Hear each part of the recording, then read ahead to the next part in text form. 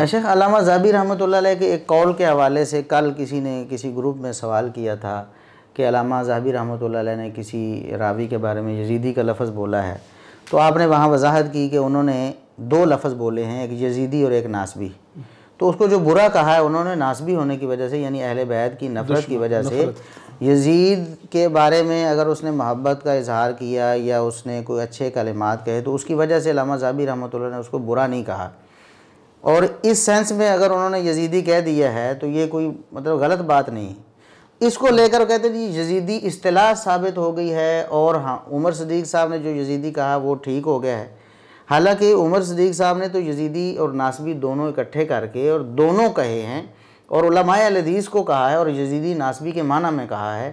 तो इस इस्तिलाह के बारे में आप क्या कहेंगे? अब सब यजीदी जो है उस सूरत में जब यजीद की मदद करेगा, जी यजीद के मुकाबले में सीना हुसैन या दीगर अहले बैत को लाकर उनको नीचा दिखाएगा, एक तकाबली एक ज़हन उसका होगा, तो फिर तो नासबी भी है यजीदी भी है, ये तो क्लियर बात है ना। अगरचे वो एक गलत रवश पे है ना, अब कोई चारा नहीं यहाँ ये फतवा लगाने के, कोई उसके मतलब बात करने की, ये कोई टर्म तो है नहीं यजीदी की जी।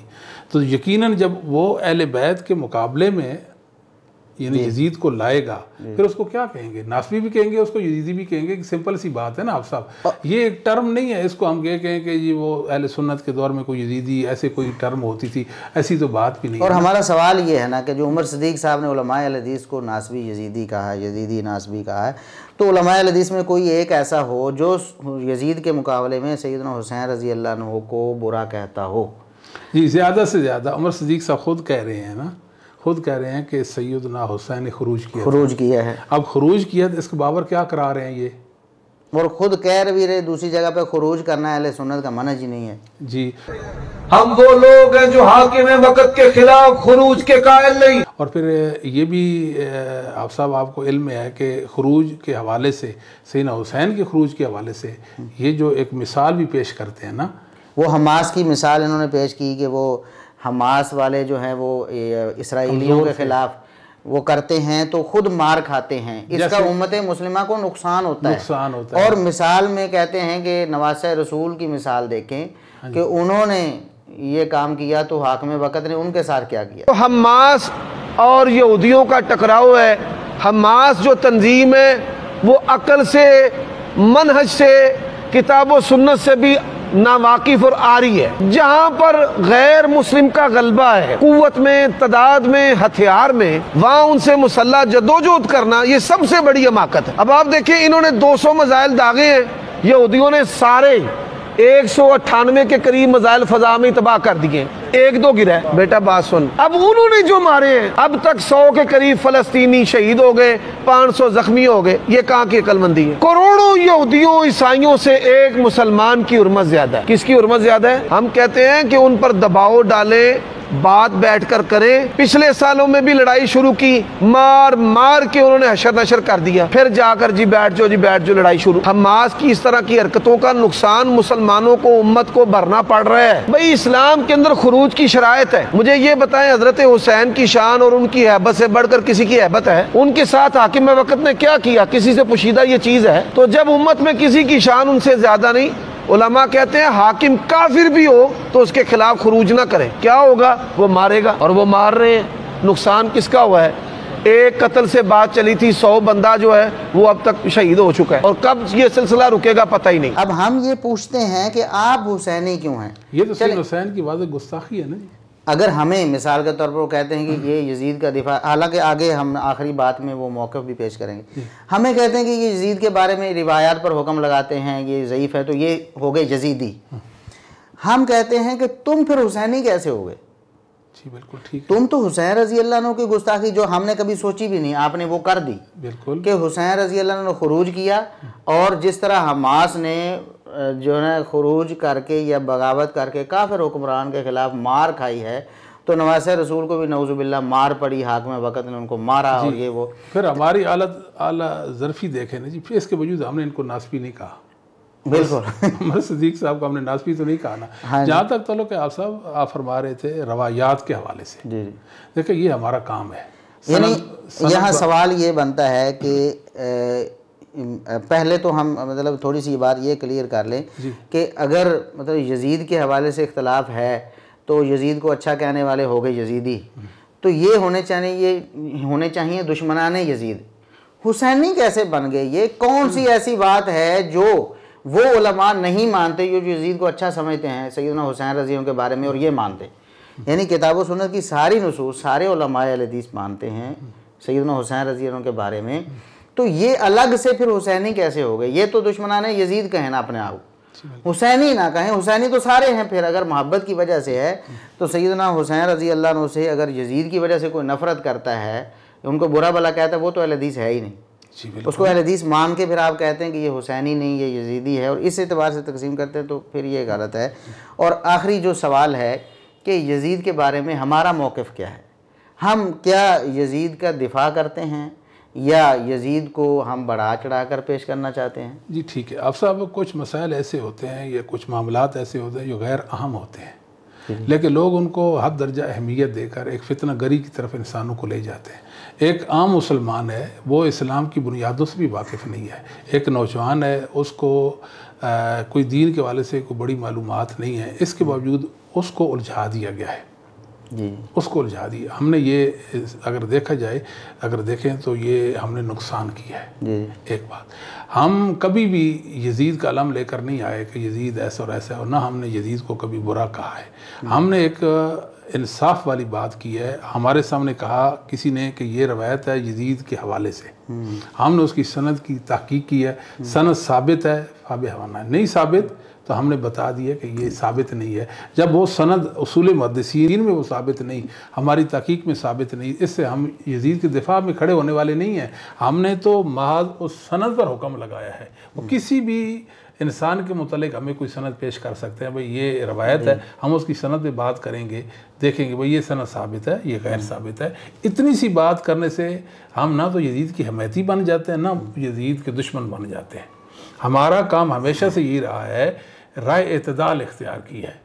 राय एतदाल कि देखे भाई, यजीद जब कातिल हुसैन नहीं है, यजीद ने कत्ल हुसैन का हुक्म नहीं दिया, कत्ल हुसैन पे राज़ी नहीं है, यजीद के बारे में ये कहना उसने कि इहानत की है वो भी साबित नहीं है, फिर कहना कि अपने दौर में उन मुजरमों को काफ़िर किरदार तक नहीं पहुँचाया। मैं तो यहाँ तक कहता हूँ ये भी 1400 साल पहले की तारीख़ है, उसमें हमें मेरे ख्याल में बात करने की ज़रूरत नहीं है। हम क्यों कहते हैं कि नहीं, मतलब कुछ भी नहीं, ना करना ना करना। ये तो जब ऐसा नहीं है तो मेरे ख्याल के मुताबिक मुसलमानों को यजीद के हवाले से उलझाना बेमाना है। मन नहीं उसका कोई नहीं है। अगर कोई ज़्यादा के वाक़या हरा में यजीद का ये किरदार था, कोई ये तो नहीं साबित कर सकता कि यजीद ने कहा हो कि आप इनको लूटें, यजीद ने कहा इनके इसमें दरी हो, यजीद ने कहा हो कि इनको आप कत्ल करें, यजीद ने कहा हो कि मस्जिद नबी में जनाब घोड़े दाखिल कर लें, यजीद ने ये और वो कहा हो। अगर बात सनद सही, बात सनद सही, आप सिर्फ नज़र का या किसी का कौल हमें पेश करें, आप साहब तो 852 में फौत होते हैं और यजीद के दौर में सदियों सालों का फासला है। हम तक सनद ले आए ना, हम तो सनद वाले लोग हैं और सनद हमारी मजबूरी है, सनद हमारा दीन है, तो सनद पर हम कायम हैं। जब यही बात करते हैं कि सनद साबित नहीं, कहते हैं देखो जी ये यजीदी हैं, यजीद के दिफा में आ गए। सब ये सिर्फ अपनी खिफत बटाना है, इसके अलावा कुछ भी नहीं है। बदनाम करो जी, जब आप देखो लाजवाब हो गए हो, आपके पास कोई जवाब नहीं, आसान काम है अगले को आप यजीदी कह दें। हाँ जी, अगला तो कहेगा वाकई ये यजीदी है, शायद यजीद ऐसा था जो अहले बैत का कोई बड़ा दुश्मन था जी ऐसे जी, अहले बैत को कत्ल करता था और खून खराब, और जिस तरह रवाफे ने झूठ बोल बोल कर ज़मीन पर फसाद आम कर दिया ना, ये उनके झूठ का असर तो हुआ ना ज़मीन पे, बुरा असर है, बुराई है उसका असर तो होता है बुराई का। ये लोग उनके हम नवा बन गए। अगर आपने ऐसे काम किए तो हम भी कर लेते हैं। अब रवाफे मतलब हमें कहते हैं, देखो आप कल कला हमें कहते थे कि ये हुसैनी यजीदी की बात जो है ना तुम्हारी गलत है, तुम्हारे अपने ये हुसैनी यजीदी की बात करते हैं। उमर सिद्दीक साहब के इस बात में शर्म नहीं कभी कि मेरा किरदार क्या है, यानी मैं कितना फितना घर और किस कदर शर है मेरे अंदर, कि उस शर ने मतलब कितने इंसानों को मुतासिर कर दिया, यानी सारे अहले सुन्नत को बदनाम करवा दिया कि राफजी वो जो कहते थे कि ये हुसैनी और ये यजीदी तकसीम होनी चाहिए और अहले सुन्नत में भी कुछ हुसैनी कुछ यजीदी हैं, इन्होंने उसको साबित करने की कोशिश की है कि ये वाकई नौजुबिल्लाह ऐसा था। और मैं शेख यहाँ अर्ज़ ये करता हूँ कि ये जो इंतहा है ना दो, जी जी, अहले सुन्नत को हमेशा टारगेट करती थी। जैसे आपने बताया कि नासबी अहले सुन्नत को राफजी कहते हैं और राफजी अहले सुन्नत को नासबी कहते हैं, यजीद के मामले में भी ऐसा ही होता है। जी बिल्कुल। जब हम रिवायात की तहकीक पेश करते हैं ना, जी बिल्कुल, तो फिर दोनों तरफ से हमें टारगेट किया जाता है। अब मिसाल मैं अर्ज ये करता हूँ, जब अब यजीद के खिलाफ जो रिवायतें हम कहते हैं ये ज़ईफ़ है, तो कहते हैं ये यजीदी है। अगर सही है फिर भी हमें कहेंगे उसके तरफदार है, यजीदी है।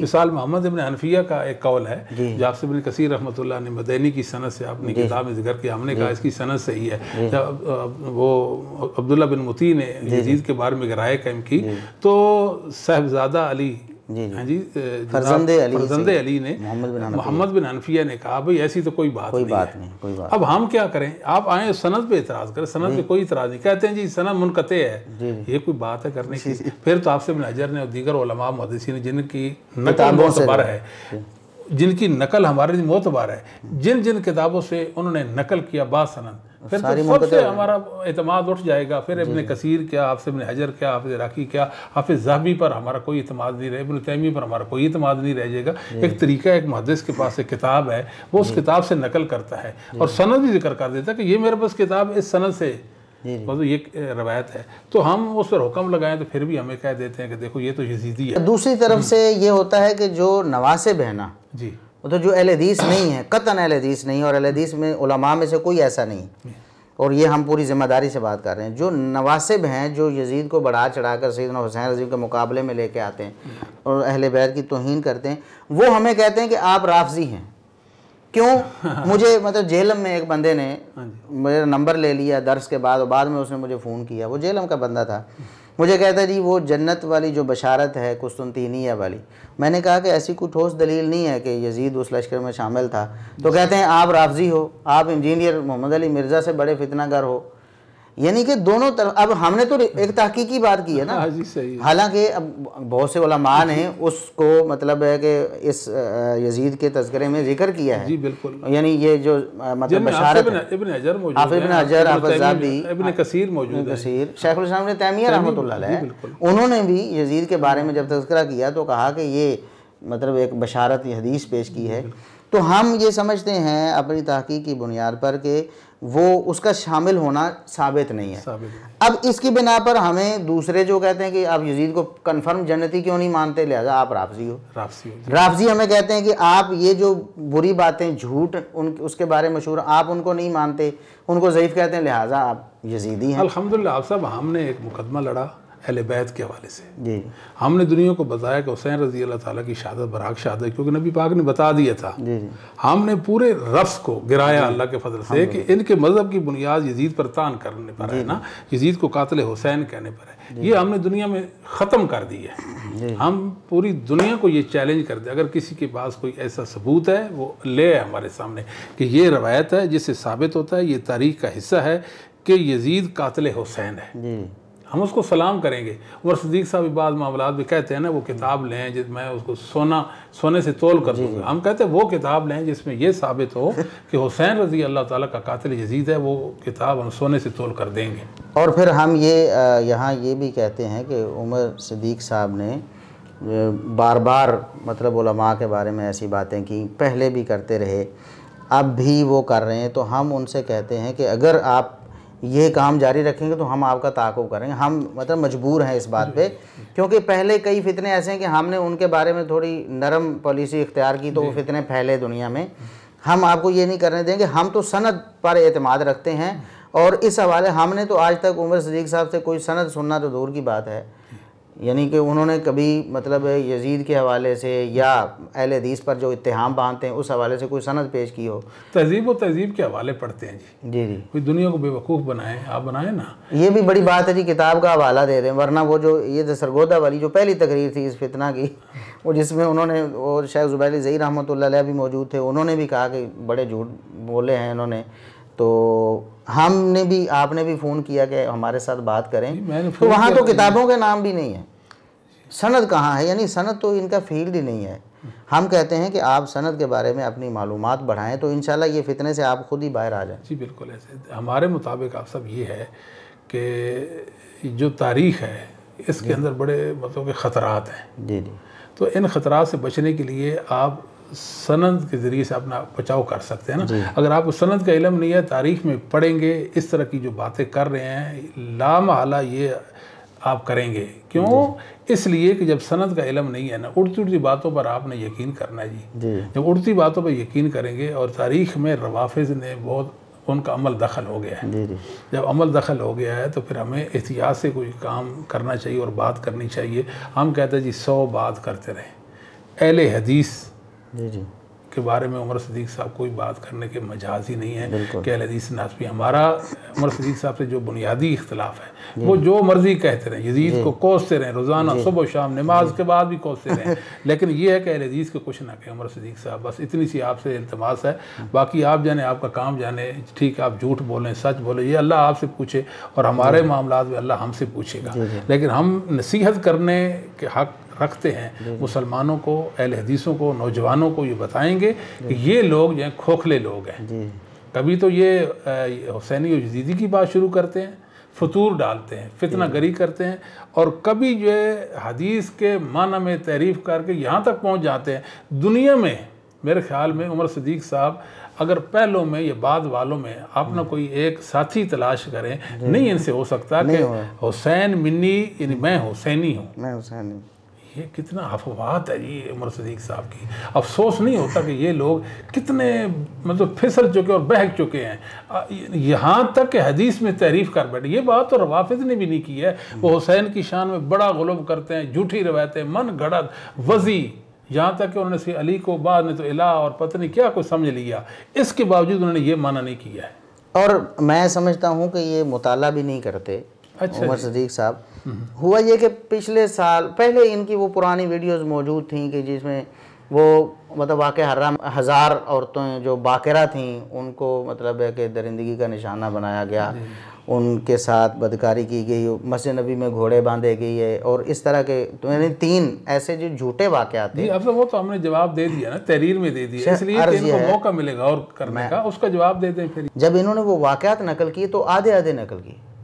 उन तमाम वाक़यात में तकरीबन जो ये रिवायात हैं मस्जिद नबी में घोड़े बांधे रहे, तो सईद बिन मुसैयब से वो मंसूब रिवायत है। तो सईद बिन मुसैयब, उस रिवायत के मुताबिक सईद बिन मुसैयब रहमतुल्लाह अलैह के अल्फाज हैं कि मुझे मस्जिद नबी से यानी कब्र से अजान की आवाज़ आती थी। अब ये बात तो इनके अकीदे के ख़िलाफ़ है। अब आधी बात वहाँ से ले ली। अगर इन्हें पता होता, खुद ये रिवायत पढ़ी होती, तो मेरा नहीं ख्याल कि ऐसी ख़यानत करते जी। सही। या तो उसको भी मान लेते वो वाकई कब्र से आवाज़ आती थी अजान की, तो या फिर इसको भी छोड़ देते। अब ये आधी बात बयान करना और मालूम हो गया झूठ है, उससे फिर रजू भी नहीं करना। रजू रिकॉर्ड करवाते हैं कि मैंने ये 3 वाक़यात बयान किए थे और ये झूठे हैं, इनकी कोई असल नहीं है। और फिर रिवायत में तो ये भी जिक्र है कि कब्र नबी से अजान की आवाज़ आती थी। तो 3 रिवायतें हैं सईद बिन मुसैयब से इस हवाले से, तीनों में ये जिक्र है। कोई भी तो फिर कैसे इन्होंने अगर ख़ुद मुताला किया होता तो मेरा नहीं ख्याल है कि मुनसिफ मिजाज शख्स मुताला करे और आधी रिवायत उसके ख़िलाफ़ आ रही हो, उसको वो चुप करके हज़म कर जाए। असल में जी आप सब आप फरमाते हैं ना कि मुताला नहीं करते, बस वक़्त ऐसा भी हो जाता है जब आप इल्म और अहले इल्म के दुश्मन बन जाए ना, फिर इल्म आपकी हिमायत नहीं करता। जी सही। उमर सदीक साहब के नज़दीक उलमाए हदीस कीड़े मकोड़े हैं जी, ऐसे ही बिल्कुल उन्होंने फबकियाँ कसना उलमाए हदीस पर, उनकी इहानत करना, उनके इल्म पर शक करना और उनकी शान में तनकीस करना कि फ़लाँ जिस सहाबा के बारे में ये मौक़िफ़ है, फ़लाँ का ये मौक़िफ़ है, फ़लाँ के कहने पर मेरे ख़िलाफ़ फतवा दे दिया। ये गलत बयानियों से इंसान महरूमियों की तरफ चला जाता है। अब देखिए ना, कहते जी फ़लाँ जी वो बेगम कोट का एक लड़का है जी, उससे मेरी दुश्मनी थी तो उसकी वजह से, हालांकि जो लजना उलमा जो मतलब फूल नगर में जिन्होंने फतवा दिया है 34 उलमा ने, वहाँ ना तो उस लजना में वो शामिल हैं बेगम कोट के वो जो भाई हैं, और ना उनका कोई अमल दखल है उसमें, दूर दूर तक नहीं है जी। सही। तो ऐसी झूठी बातें और बुनियाद ही ये बनाई अपने केस की कि ये साजिद मीर साहब के पास पेश किया जाएगा जी, ये फ़लाँ लड़का है जी, वो हमारा दुश्मन है जी, उसने उलमा को उकसाया जी। आप उलमा को बेवकूफ़ समझते हैं, गोया आपने समझ लिया कि एक लड़के ने सब उलमा को बेवकूफ़ बना के आपके ख़िलाफ़ इस्तेमाल कर लिया और आप दूध के दुले हैं। आपको फिर ये नहीं था कि जब आप मानते हैं कि ये मैं तकसीम गलत मान के आया था और कहा था कि मैं नहीं करूँगा आइंदा, फिर अगर किसी ने आप पर ज़्यादती की थी, उसका ये मतलब है कि जिसको आप गलत समझते हैं ज़्यादती की वजह से, उसको आप फिर मसलक अहले हदीस बनाने की शुरू कर देते, दोबारा हुसैनी यजीदी तकसीम शुरू कर देते और तर्जमे पर अड़े रहते। जी बिल्कुल ऐसी है। बस ये है कि हम ये भी दरख्वास्त करेंगे कि यजीद का जो मौक़िफ़ यजीद से मुतल्लिक़ आपका है वो हो, हमें से कोई नहीं है, लेकिन कभी भी झूठी बेसनद या ज़ईफ़ रवायात की बुनियाद पर लोगों को गुमराह करना यजीद के हवाले से या किसी के हवाले से, ये हमें नहीं पसंद है जी। सीधी सी बात है। आप यजीद को जनती के जन्मी, आपका मामला अल्लाह आपसे पूछेगा, लेकिन ज़ईफ़ रवायात को यजीद के मतलब आम करें और हम उन पर हुक्म लगाएं तो हमें आप यजीदी करार दें, हम उनको सही करार दें तो फिर हमें पता नहीं वो सही हुसैन का दुश्मन करार दें, ये गलत रवश है, बिल्कुल सही नहीं है। और सबसे बड़ी बात यह है कि आप उलमाए अहले हदीस का अदब करना सीखें जी।